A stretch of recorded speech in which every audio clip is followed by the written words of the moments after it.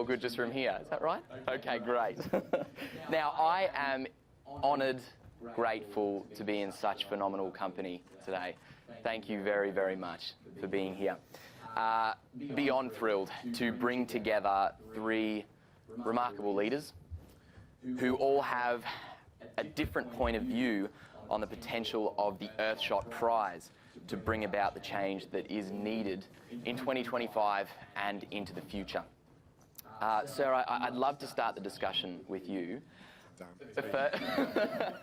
First of all, happy birthday for a few days ago. I hope it was lovely. It was, thank you very much. Absolutely.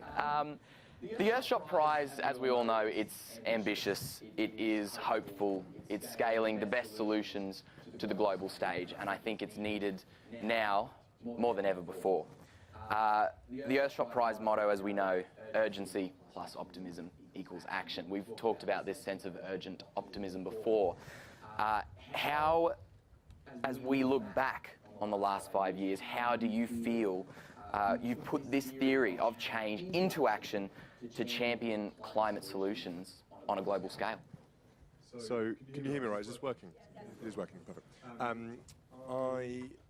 The prize has evolved over time, even to the point we were talking today, we're still evolving. So the concept of scaling, if you like, highlighting, spotlighting these incredible people and solutions is still evolving as we go through the decade of change.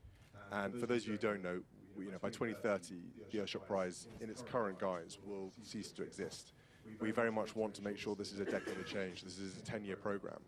So those of you who are sitting there thinking, oh, I might get involved next year, you need to be involved now, because this won't be around. And the change that's happening is designed deliberately to be a finite period, so that we all start moving, we all start getting the point, and we all start backing these brilliant people and their solutions. I think what I've been most trying to do since designing the prize is the scalability point, which I know is why we're here today, the scale of the impact. And having Dara here from Uber and Standard Chartered Bank and others are really important parts of the puzzle, because this is a team game. Everything we want to do here starts with a team game. And the prize is just the pinnacle of the ability to showcase all the brilliant people around who are working in this space to better the planet, to better our futures, and to make life more sustainable in all walks of life. A lot of people think the Earthshot Prize is just about climate change. It really isn't. It's about waste. It's about plastic pollution. It's about the health of our oceans. It's about the air we breathe. It's all the things that we as human beings care about. And so it takes a village to raise a family. And if you take that into the concept of the planet, it takes all of us who are living on this planet to raise that planet and look after it. And I think I'm really proud of how the solutions have come together and the impact they've had. We've restored 170,000 square kilometers of land and ocean. We've sequestered 420,000 tons of CO2, and we've benefited 4.4 million people so far. And these are just some of the things we can attribute directly to the prize. The solutions themselves will tell you the even bigger impact they can have in their particular space.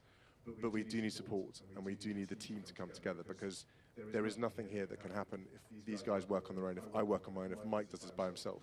It's no one person, no one thing can fix this. It is politicians, it's business, it's solution makers, it's innovators, it's business leaders. The whole thing has to come together to really have the impact that we need. Absolutely. As just a young bloke, I want to say a big thank you on behalf of the younger generation as well. I think the Earthshot Prize makes this huge mountain that we need to climb that much more approachable. I talk to so many people that feel as though it's too big to climb, particularly people of my age. I think we're primed and ready to go, and now we have something to look toward to see that there are people on the ground getting the work done. And on that note, Rita, what you do and what you have done is phenomenal. It truly is. You have brought together 120 governments behind a single mission to restore 30 by 30. So that's restoring and protecting 30% of land and ocean by 2030. It's an incredible goal. And that's the stuff of dreams for conservationists, for innovators. When it came to doing that, to bringing people together, as we all know, policymakers, they need to come on the journey with the private sector, with individuals. My question to you is simple, but broad. How did you do it? Thank you, Robert, and it's such a pleasure for me to be on this panel. I think I'll maybe take us a step back because there's a lot now, we hear a lot of 30 by 30, and it's quite, everyone is more knowledgeable on what that means, but it's at least the protection of 30% of our land and planet by 2030. And back in 2019, this was really not supported. It was something that really was understood only from a conservationist perspective, really not even in the agendas of the ministers of environment or even heads of state and heads of government. And the movement, as I like to call it, started back in 2019. It was based in science because science told us that the only way of halting and reversing biodiversity loss was if we managed to adopt the goal of protecting at least 30% of our planet's land and ocean by 2030 and achieving that goal. So at the beginning, it started by really creating this platform with only 5 countries. It was a handful of countries, and it started with really connecting policymakers, so ministers, with scientists and with conservationists to really start this movement. And it was by Costa Rica and France that it started with only 5 countries, and it started increasing to a point where now we're 120 countries. So it started really with trying to make sure that and understand of why we need to do this, why it's so important. We managed to get the agreement in 2022 with the Global Biodiversity Framework and the Convention on Biological Diversity COP.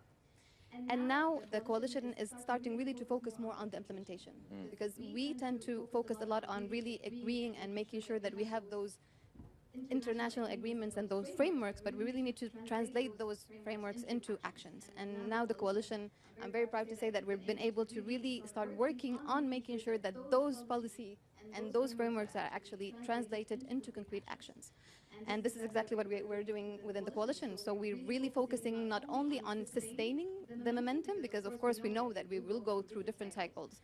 And 10 years, and it has been already mentioned by His Royal Highness, we do have this decisive decade. We only have remaining, I always kind of count on the months, so it's actually 4 years and 6 months that we still have. So it's really, we're really running out of time. So it's really trying to see how we can amplify that support.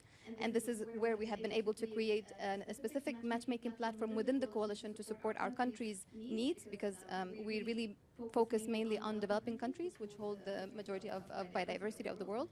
And this year, thanks to the Earthshot Prize, we were able to actually launch the Rapid Deployment Mechanism, which really enables small grants for developing countries in order to be able to catalyze and kickstart their efforts on 30 by 30 specifically. So it's really trying to maintain and sustain that political momentum, but with the technical and hopefully innovative and financial support as well. Wow, in a decade of change, I think it's important to... Now, before I ask you this question, I have to say thank you for helping me get around London. I've been using Uber a lot, thank you. And I don't want to brag, but I'm currently sitting at 4.98 stars on the Uber app. I'm just putting it out there. Uber is, of course, a founding partner of the Earthshot Prize.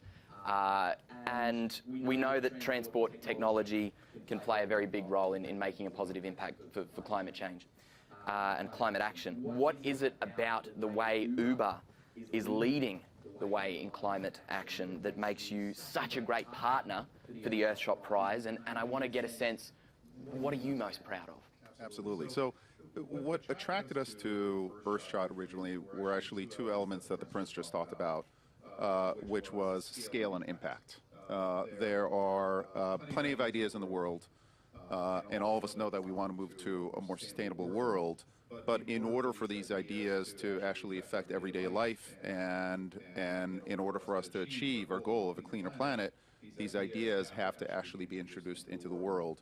And what we wanted to do is work with Earthshot and some of the winners to help some of these technologies get to market ultimately. The transportation industry, and we're one of the largest players in the transportation industry. We do over 30 million trips every single day. is one of the largest emitters. It's about 24% of worldwide emissions. Passenger vehicles is about 40% of that. So it's a significant factor there. So unless we play a part, an active part in bringing down emissions, we're just not going to get there. So really what we're doing now is coaching different Earthshot prize winners in terms of how you can go to market, how you can scale on a global basis, and then finding particular ideas. One winner last year was actually Enso. I think I saw G somewhere here. G, you want to get up here? So G is, yeah. So G and his team are introducing sustainable tires for EVs that reduce emissions, but also make these cars more efficient as well. So you've got the combination of a sustainable technology that also has the economics that Bill talked about in terms of commercialization of this technology. And when you bring those two together, when you bring sustainable together with commercialization, then you have the opportunity to scale, you have the opportunity to have real impact. So we're actually right here in London, one of the greatest cities in the world. We're getting tires from G's company into for our drivers. And really, to the Prince's point, it is a team game here. And what you need is private enterprise and public working together. And you know, the magic happens with that partnership. So London, in London today, 40% of our miles, Uber miles, are EVs. It is by far the highest percentage in the world. It is not just Uber's doing, it's very much Mayor Khan's and London's doing as well.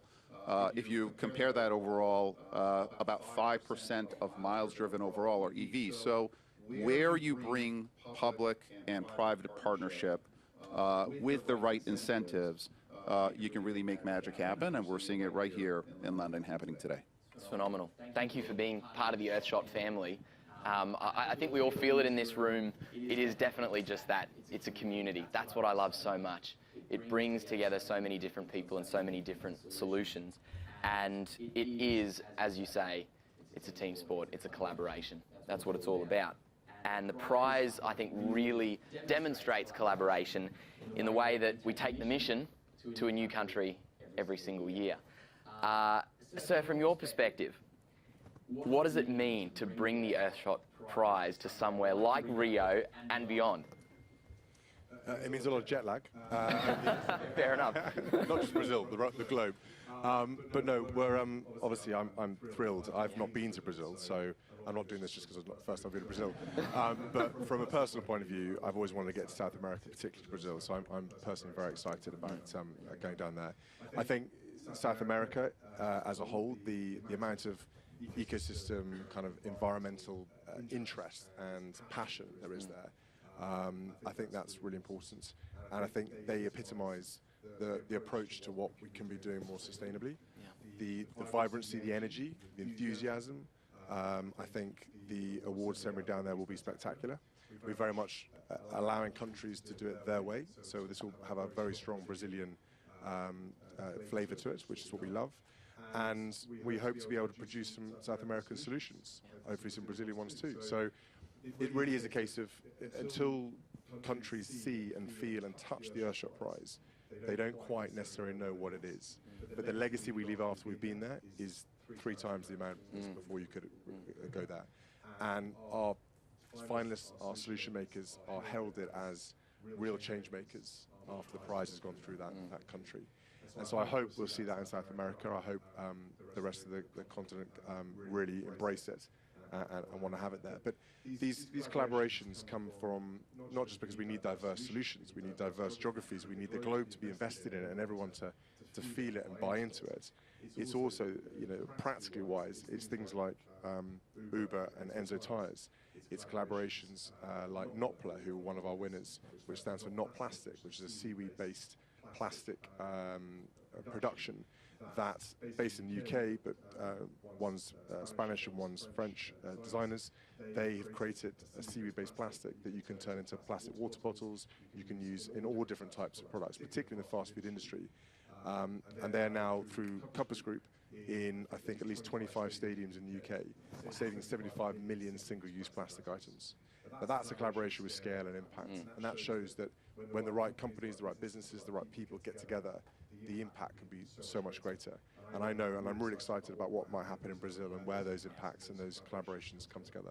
And speaking of Brazil, speaking of Rio, just quickly, Dara, I hear Uber will be launching something very exciting in Rio in time for the Earthshot Prize Awards in November. Can you shed any light on what's going on? I can give a quick preview here, which is we are introducing Uber Green, which is our all-electric option.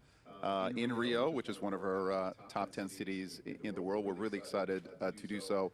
And to be honest here, driving sustainability in transportation in Latin America has been actually difficult for us because you need a couple of factors to come together. You need affordability and you need financing as well. Historically, EVs have been a luxury item. They've been more expensive. They have been luxury cars that people who can afford to do so, to make a statement on the environment, can buy them. But now we're seeing a wave of affordable vehicles come in to the market. And at the same time, we need financing to be available for drivers to go out and buy the cars and finance the cars as well. And we're working with fleet partners who can get financing from companies like Bill's, who can actually build out fleets of EVs. So as that has come together, as affordability of these EVs, new generation EVs has come together, along with fleet partnerships and financing, and then public-private partnerships with Ameripace here, we can introduce the green option, which we're very, very excited about. So look forward to that. Hopefully you can take a ride to, yes. Well, thank you very much for your insights today. Please join me in a very warm round of applause. Thank you. Really appreciate it. It's been wonderful. Leader, great to see you as always. Thank you so much again. Thank you, Dara. Thank you. After you, after you. Thank you. Thanks. Wow. Wow. What a day. What a day. What a day.